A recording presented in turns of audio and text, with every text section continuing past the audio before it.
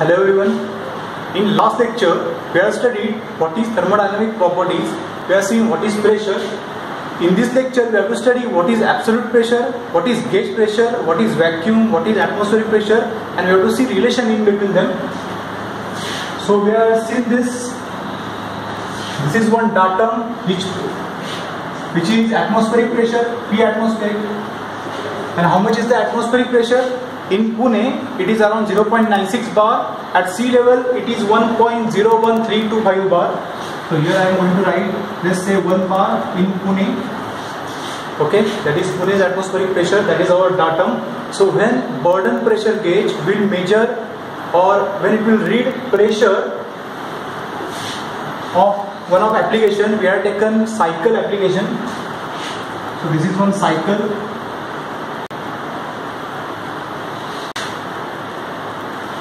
This cycle tire has some air inside, and that air has some pressure. For example, we have taken it is 5 bar. So here pressure is 5 bar. When burden pressure gauge will measure this pressure, that it will measure 5 bar, and if you see on that burden pressure gauge, the pressure always it is shown 0 initially, right? But it is not 0. We keep that burden pressure gauge in air, and it shows 0, means air pressure is not 0. Actually it is atmospheric pressure. For that burden pressure gauge, the pressure is 0, means datum is 1 bar for that burden pressure gauge. So here, if we measure air pressure, tire air pressure, it will read 5 bar, and it is gauge. Why? Because we are measuring that pressure with respect to atmospheric pressure. If we measure pressure of air in this tire with respect to vacuum, suppose this is vacuum. Vacuum means nothing is there, so nothing is there to apply the pressure, so pressure will be 0 bar in that case. So this 0 means absolute 0. Here we are considering the pressure is 0 for burden pressure gauge, okay, for that device. But here pressure actually it is 1 bar, and we have measured this 1 bar also with respect to this 0. So this pressure, atmospheric pressure, is always absolute pressure. And if you want to measure absolute pressure of air in this tire, that will be 1 bar, that is atmospheric pressure, plus this gauge pressure we have to add. So total pressure will be 6 bar. So when we measure absolute pressure, we are measuring it with respect to this datum. Okay, we are measuring with respect to this datum, which is vacuum.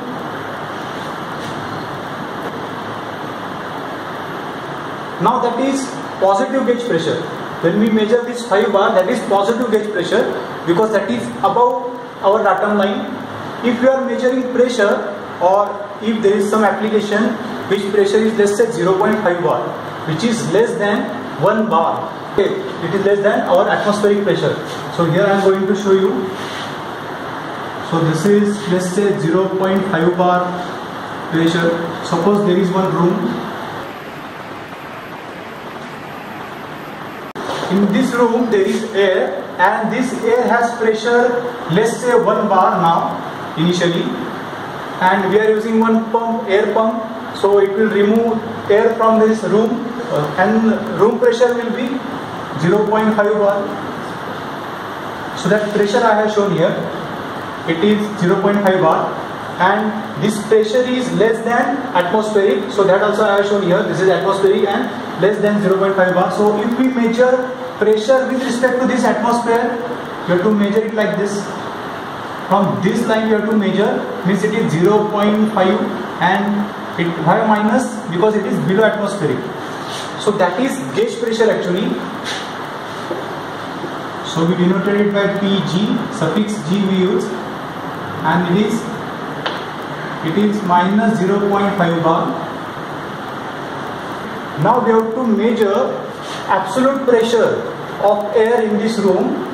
So we are going to measure that pressure with respect to this 0 bar datum, which is space. So when we measure pressure from this line, that will be again 0.5 bar.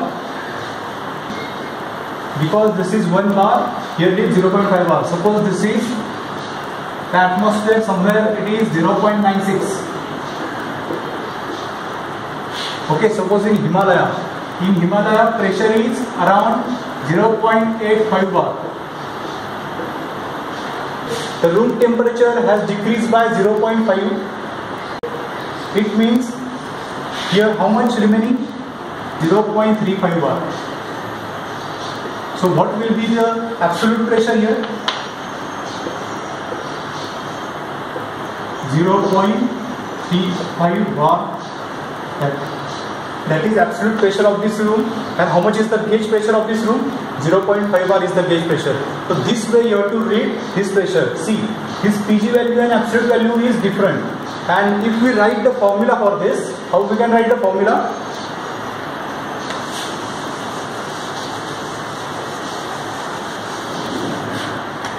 See, P absolute. We are always interested in P absolute. Why? Because in all thermodynamic application studies, we are using this absolute pressure. Okay, PG is not true pressure. It is measured with respect to atmospheric. When we measure pressure with respect to vacuum, that pressure only is important for thermodynamic analysis and for numerical calculation. In second year also, when we solve numerical, we are using P absolute. Suppose PG given 2 bar, then you have to ask how much is the atmospheric pressure, that you have to add here and add in this PG value, then you are getting absolute pressure. That formula I am going to tell you. See, P absolute is equal to PG, that is gauge pressure, plus atmospheric pressure. Okay, this way we can write the formula. Or this formula can be modified in case of vacuum. When there is negative pressure, we say vacuum, not only 0 bar. If some application or device has pressure less than atmospheric, then also we say vacuum. So in this room there is vacuum. That room I had drawn, that room had a vacuum and the pressure was 0.5 bar gauge and 0.3 bar absolute.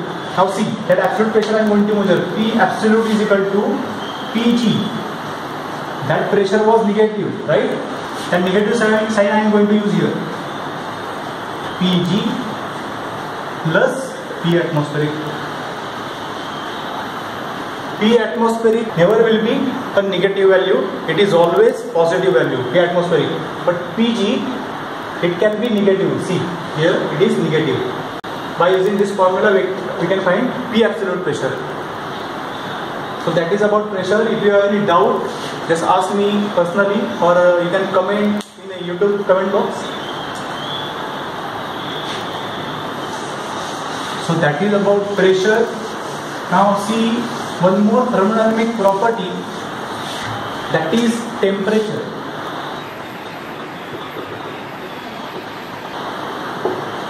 What is temperature? So I will tell you, degree of hotness or coldness.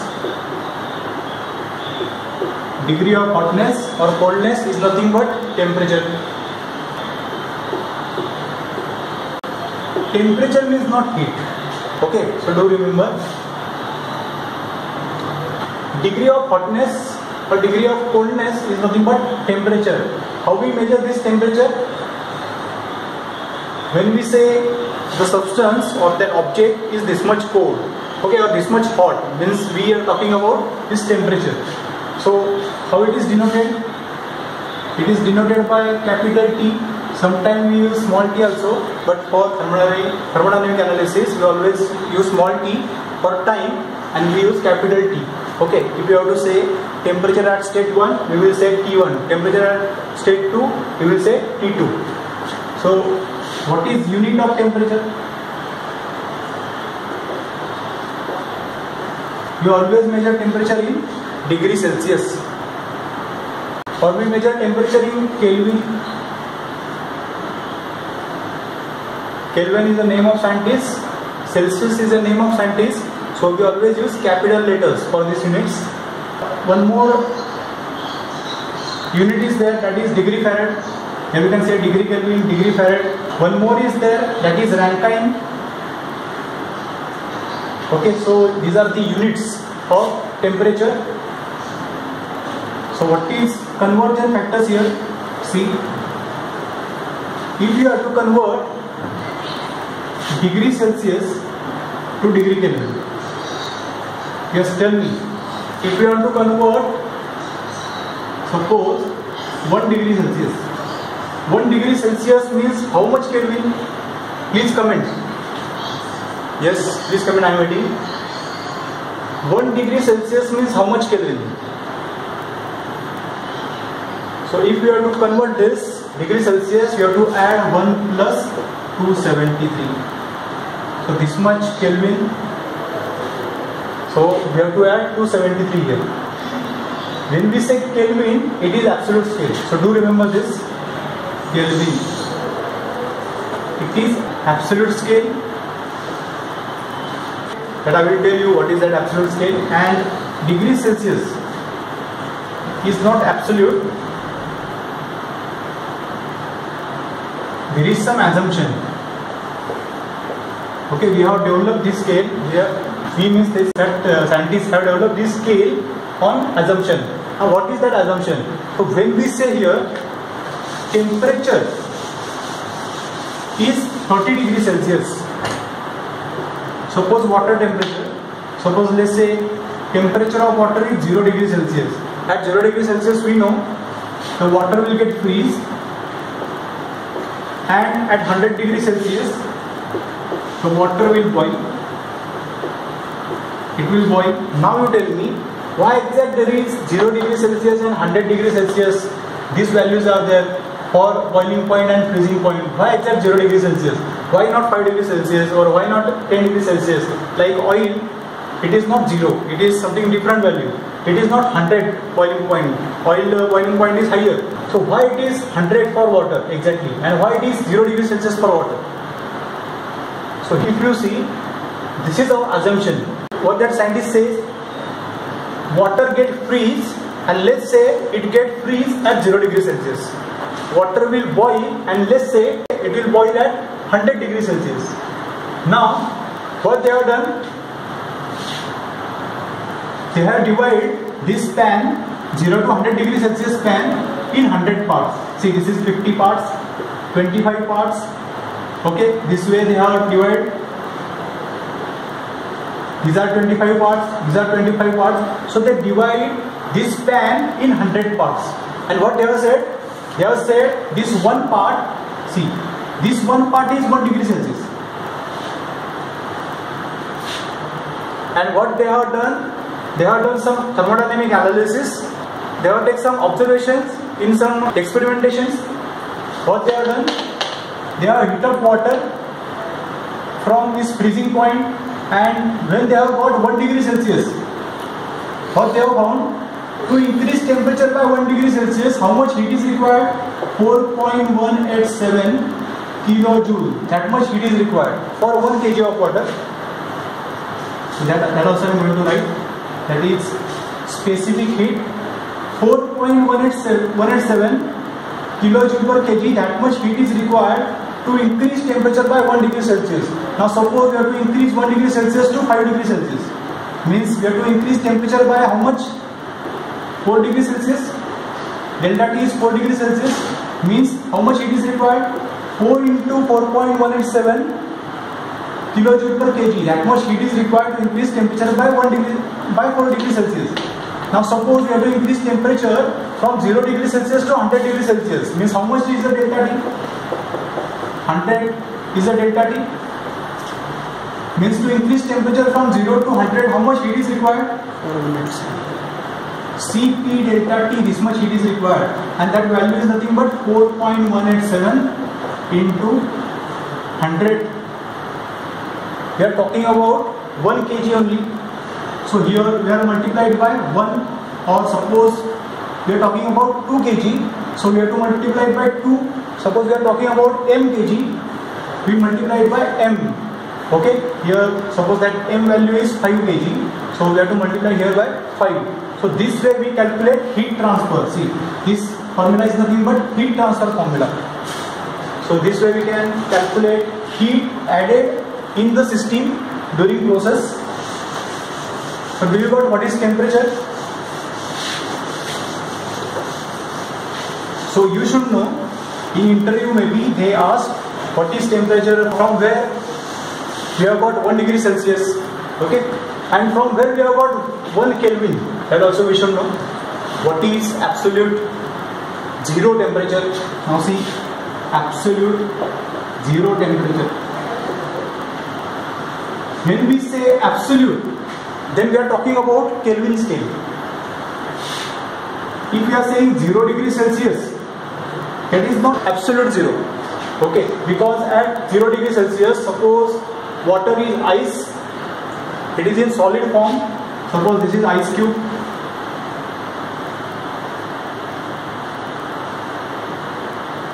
this is ice cube and its temperature is 0 degree Celsius. When we are saying 0 Kelvin, it means the substance will not have any heat in it. In that case, the temperature will be 0 Kelvin only. But if you see this ice cube, we can remove heat from this ice cube and temperature may be decreased to, let's say, 5 degrees Celsius, minus 5 degrees Celsius. The temperature can decrease from 0 to minus 5, means we can remove heat, means there was heat in the substance, there was heat in the ice at 0 degrees Celsius, okay. If temperature is 0 Kelvin, suppose there is again one ice cube,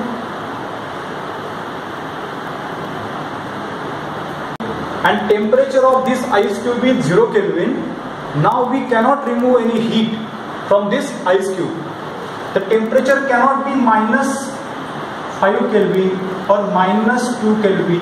Okay, we cannot remove heat when temperature is 0 Kelvin. So temperature will not reduce below 0 Kelvin. So that is absolute scale. So when we say temperature is 27 degrees, 27 degrees Celsius, and we convert it to Kelvin, that is 27 plus 273, we are getting 300 Kelvin.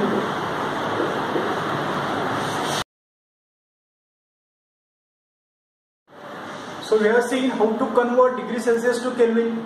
Now let's see how we can convert degree Celsius to Fahrenheit. In India generally we use degree Celsius scale.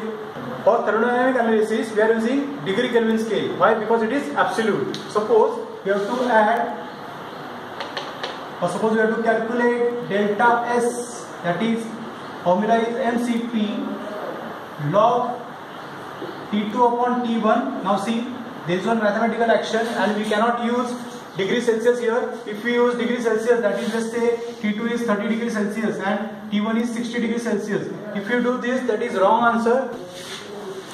You have to use 30 plus 273 and here also you have to use 60 plus 273. Then you are getting correct answer for this delta S. Otherwise that will be wrong answer. Now see what is conversion in between degree Celsius and Fahrenheit.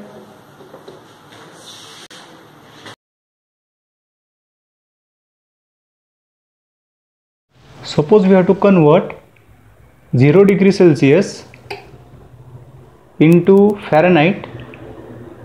So how to convert this? So I will tell you the conversion formula for this. See, the formula is, here you have to write a degree Celsius which you have to convert to Fahrenheit. So here degree Celsius multiply by 9 by 5, okay, plus 32, and you are getting answer in degree Fahrenheit. Suppose you have to convert 0 degree Celsius, means 0 into 9 by 5, how much? 0 plus 32, so how much degree Fahrenheit? Degree Fahrenheit 32. So this way we can convert degree Celsius to degree Fahrenheit. So you have to remember this value. 0 degree Celsius is what? 32 degree Fahrenheit. Okay. Suppose you have to do, generally room temperature is 27 degree Celsius. So we multiplied by 9 by 5 plus we do 32 here. So how much we are getting? You just comment me in comment box. So what answer we are getting here? please comment me. Okay. So this way we convert degree Celsius to degree Fahrenheit. So that is about temperature.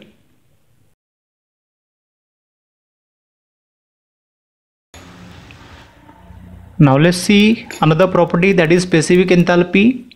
What is unit of specific enthalpy? It is kilojoule per kg.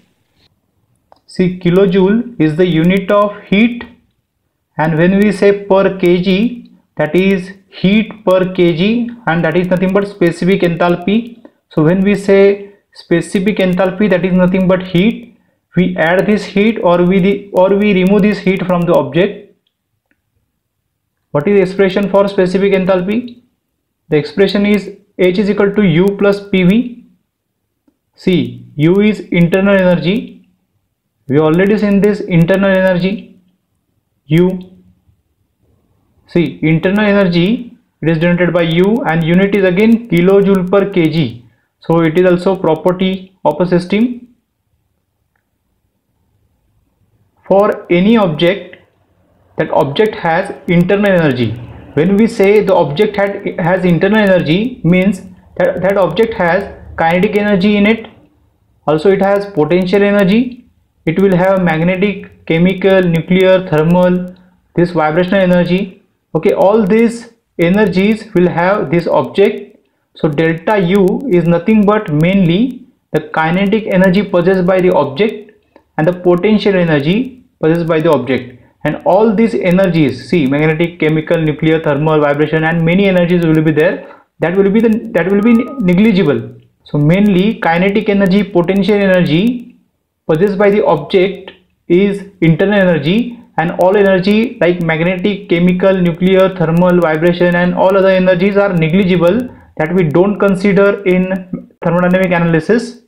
We consider only kinetic energy and potential energy. So when object is in running condition, it will have kinetic energy, that is half mv square, that is because of its velocity and mass, and potential energy that we know, that is mgh.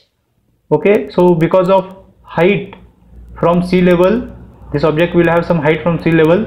So because of that, it have some potential energy, like dam water, it has some potential energy. So this kinetic energy plus potential energy is nothing but internal energy. So generally what we say, see here in this diagram, pressure versus volume diagram, if this is one process 1, 2, so when we say state 1, we can write U1, for state 2 we can write U2, but we cannot measure internal energy at state 1.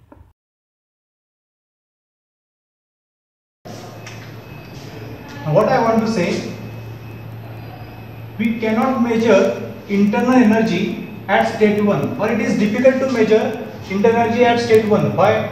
Because internal energy is nothing but kinetic energy, potential energy, but also there is some energy like magnetic, chemical, nuclear. All these energies are difficult to measure, or analysis is very difficult. So we are not getting exact value of U1. So what we do, we always measure delta U, that is change in internal energy. So always we measure change in internal energy. So at state 1 internal energy is U1, at state 2 internal energy is U2. So what is change in energy? That is delta U, that is U2 minus U1.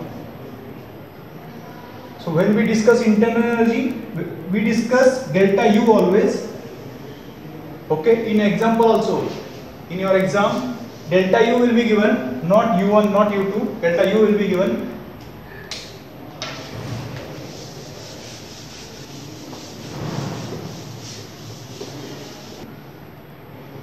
Now see what is H, it is U plus PV. So here we are seeing what is U. So object has enthalpy because of U, because of its internal energy, and because of some work transfer. If we add a small enthalpy, let's say dH. Okay, what I am going to do, I am going to derive this expression. So what we are getting here, du plus pdv plus vdp. Okay, integration of this PV is pdv plus vdp. Now see, this pdv work, what is this pdv work?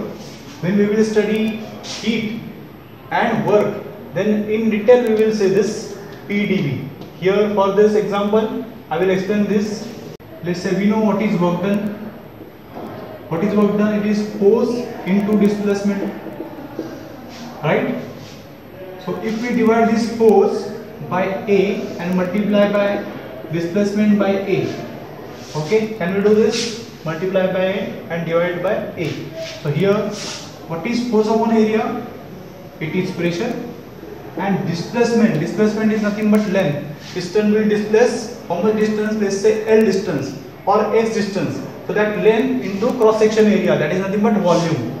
So here you can say volume. If this is displacement, means change in length will be there. So here also I have to write displacement. So W is nothing but P delta V.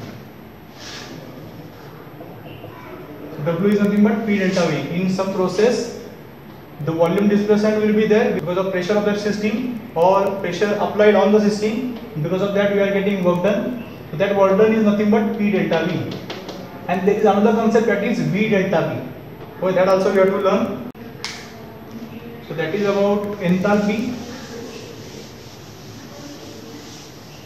So enthalpy of the system changes, means we are adding internal energy. Also there is some work done on the system or work done by the system. Then only enthalpy will change. We are adding or subtracting internal energy of the system. So what properties we have learned? Pressure, volume, temperature, then enthalpy. Also we are seeing internal energy. Now see what is entropy. In unit 2 we have this chapter entropy. Okay, when syllabus will come, I don't know, maybe in third unit or maybe first unit they will introduce what is entropy. But here in current syllabus we are having entropy in second unit. Now see what is entropy. It is denoted by S. Like internal energy, entropy also not measurable at state 1. This is state 1, this is state 2. So we can write here S1 because it is property of the system. We can write here entropy is S2. Suppose here it is TS diagram, temperature versus entropy plot I have drawn. So how much is the entropy at state 1? It will be S1. How much is the entropy at state 2? It will be S2. Okay, here temperature is T1, temperature here is T2. So we can write S1 because it is property like pressure, volume, temperature. We can write S1 also, but it is not easy to measure S1. Why it is not easy to measure? Because what is entropy? We say generally entropy generates. Entropy generation means what? When process has irreversibility. Now again one new concept introduced, irreversibility, that also we will discuss. When system will have irreversibility and when there will be heat transfer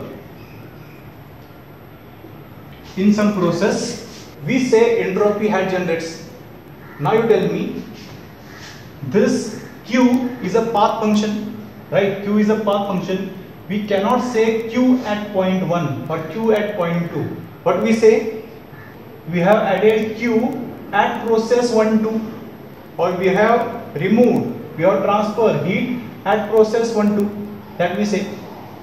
Process is irreversible. That we say. We cannot say point 1 is irreversible. We say process is irreversible. So what change in entropy we are getting? That we are getting in process 1, 2. Okay, we never measure entropy at state 1. We can write this because it is property. But we never measure entropy at state 1. It is very difficult to measure. But we can measure change in entropy in process 1, 2. So here we have to write delta S. That is nothing but S1 minus S2. Okay, or S2 minus S1. If process is 1, 2, process 1, 2, then here we have to write S2 minus S1. So this way we measure change in entropy, like our change in internal energy. तर आपण just त्याचं introduction बघितलंय. ठीक आहे. Entropy कन्सेप्टसाठी मला 5 ते 6 lecture पाहिजे. ठीक आहे. हे 5 मिनिटात होणारा विषय नाही आहे entropy. So that is about properties. There are many properties that you can learn, but basically these are the properties: pressure, volume, temperature, enthalpy, entropy. These 5 properties generally we should know in thermodynamic analysis or to study thermodynamics. The next topic is thermodynamic equilibrium. Okay, one more thing. If you want to know more about some other properties, you just comment me or tell me that I will explain. I will create one short video of 5 minutes for that particular property. Okay. So there are many properties. Actually, it is not possible to explain all that properties. What properties we require here for numerical analysis that I have explained already.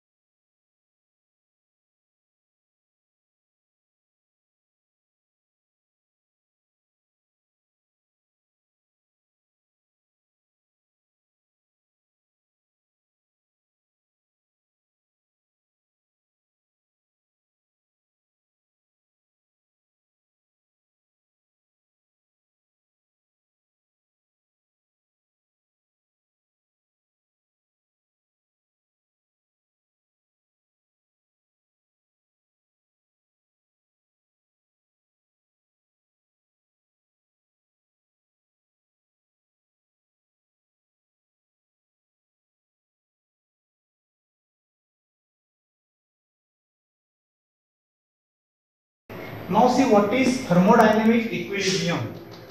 When we say equilibrium, what it means? It means we have to maintain thermodynamic balance. Now there are three types of equilibriums. The first one is thermal equilibrium. Another one is chemical equilibrium. And third one is mechanical equilibrium. Now see what is thermal equilibrium. Suppose there are two bodies, body A and body B. Body A has suppose temperature 30 degrees Celsius, or let's say 70 degrees Celsius. Here body B has temperature 30 degrees Celsius. Which object will have more heat? By this temperature only we can't say this object will have more heat or this object will have more heat. Suppose we are having sea here, sea water. This sea water has large mass. So definitely this body will have high amount of heat as compared to this. Suppose here cup of water. So obviously cup of water means only around 50 ml liquid will be there. So heat also will be less as compared to sea. But here you can see temperature of C is 30 degrees Celsius and temperature of tea, cup of tea is 70 degrees Celsius. Now you tell me from which body to which body heat will transfer? From this body to this body or this body to this body? What do you think? Here there is C which has large amount of heat but temperature is 30 degrees Celsius, and here cup of tea which has temperature 70 degrees Celsius but only 50 ml will be there, and so heat is also very less in this tea. Now what thermodynamic equilibrium says, when there are two bodies with different temperature, it will attain equilibrium by transferring heat to each other. Now see, when temperature here is 70 degrees Celsius, this cup of tea will transfer heat to C, because temperature here will be higher and temperature here is less. Okay, the temperature here is less. So it doesn't matter if this C has large amount of heat, always it will transfer heat from 70 degrees Celsius to 30 degrees Celsius, higher temperature to lower temperature. That is the key. Heat always flows from higher temperature body to low temperature body.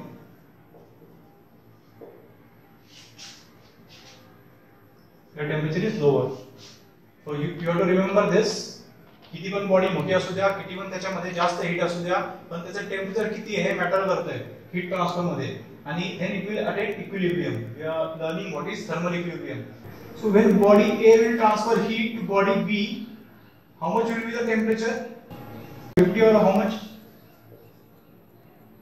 We can't say we are getting 50. Don't do this. 70 plus 30 divided by 2, we are getting 50. No. This is wrong. Okay, we can't do this. Why? Because mass of body B is different and mass of body A is different. Okay. So here if mass of the body is 100 kg and here mass of the body is 1 kg. As this body will transfer Q amount of heat, it will get divided this 100 kg and temperature will not increase that much higher. The temperature will not change from 30 to like 40, 50, it will change only 3 to 4 degrees. So when heat will transfer, so suppose heat will transfer from body A to B, so change in temperature maybe it is, final temperature is 40 degrees Celsius. So body B will attain 40 degrees Celsius and body A also will attain 40 degrees Celsius. So when body A and B will attain a same temperature, we say the bodies, that two bodies is in thermal equilibrium. So do you got this? So simply we can say, see, this is body A, this is body B. एकदम simply सांगायचं झालं तर body A will transfer heat from A to B. Suppose here temperature is 70 I said and 30 degrees Celsius. When body will transfer heat from A to B, it will attain thermal equilibrium, means it will attain same temperature.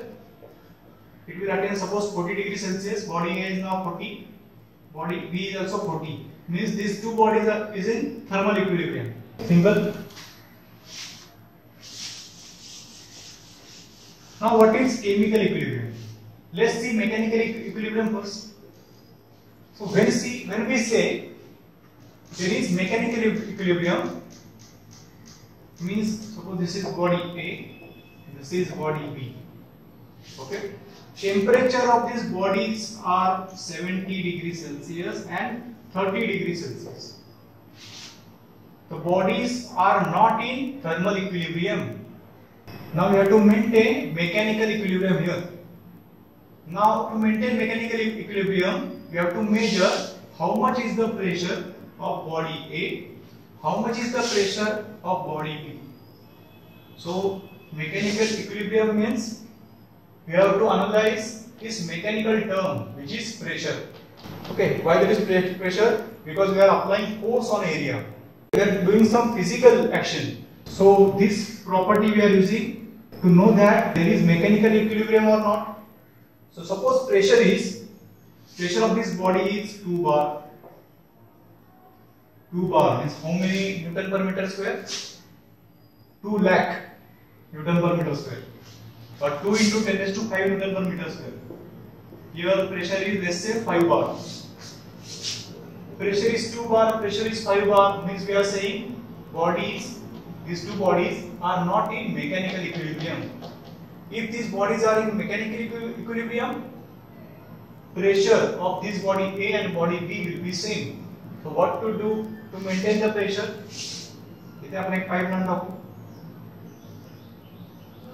Okay, I have inserted one pipe. Also insert one wall here.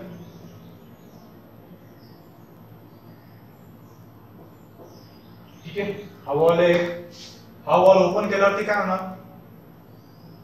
Suppose there is air inside.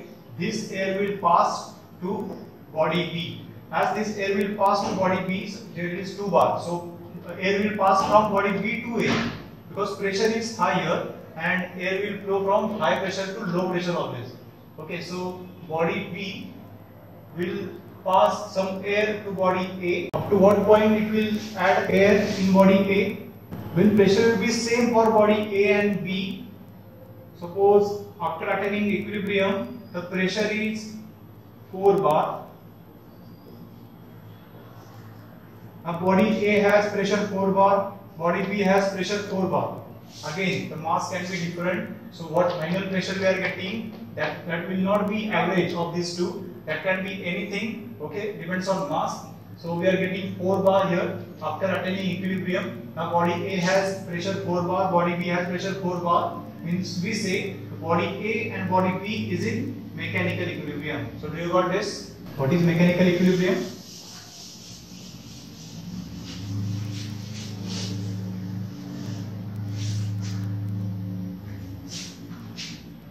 Now see what is chemical equilibrium. So when there will be chemical aggregation, what it means? Suppose we are having one flask A, and another flask, let's say flask B. This flask has one chemical. Okay, let's say chemical X1, and this flask has another chemical that is X2. Now properties of this chemical is different. Suppose this is acid, so pH value for this chemical will be different. Suppose there is one another acid. Here there is suppose acetic acid. Here there is sulfuric acid. Now this chemical has different properties. This chemical has different properties. So when we mix up these two chemicals, see, here it will get mixed. So new chemical will form or new mixture will form, and that mixture properties will be uniform. Here at this point the property will be same as this point. At this point whatever will be the property, we can count same property at this point. So when this will happen, then only we can say it will attain chemical equilibrium. So do you got what is chemical equilibrium? So that is about thermodynamic equilibrium, thermal, chemical and mechanical. For online exam they ask what is thermal, chemical and mechanical equilibrium. So do remember this. Now let's see one another concept that is macroscopic. Macroscopic analysis of thermodynamics or microscopic analysis of thermodynamics. So when we say microscopic, what we do, suppose we are having one system. In this system there are various molecules. Suppose air is the system, there are billions of molecules inside this system.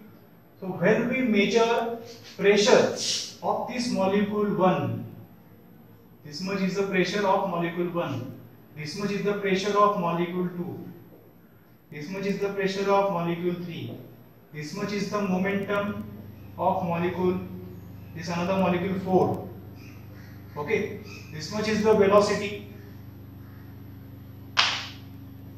of this molecule. So what we do analysis at molecule level in microscopic. It is very difficult. Okay, we have to analyze each and every particle or each and every molecule separately for microscopic analysis. Okay, it is very difficult. Now what is macroscopic approach? In macroscopic approach what we do, suppose this is our system, suppose there is air, the pressure of air is, let's say, P, the volume of air is V, the temperature of air is T. Let's take this room. In this room there are many molecules, there are billions of molecules, but we are not measuring temperature, volume, pressure at that molecule level. What we do, we use one thermometer. That thermometer we will keep like this and we will see how much is the temperature. Temperature is 40 degrees Celsius. So that much will be the this room. So this way we measure properties of the system. We are not measuring temperature at molecule level. So overall temperature of this room when we measure, or we follow macroscopic approach in that case. When we measure pressure of this room, how much is the pressure for this particular room? It is 1 bar. So when we measure that pressure, we are not measuring it molecule level, we are measuring it for whole room. So when we do that, we follow macroscopic approach. So that is about macroscopic and microscopic. So in thermodynamic analysis or in our second year studies, we are using this macroscopic approach. So analysis will be easier for us. When you will do some advanced analysis, advanced thermodynamic analysis, you have to go for this macroscopic analysis or macroscopic approach. That is about macroscopic and microscopic.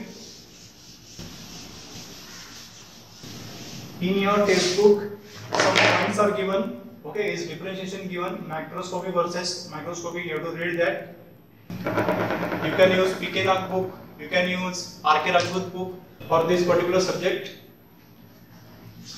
So I will stop now.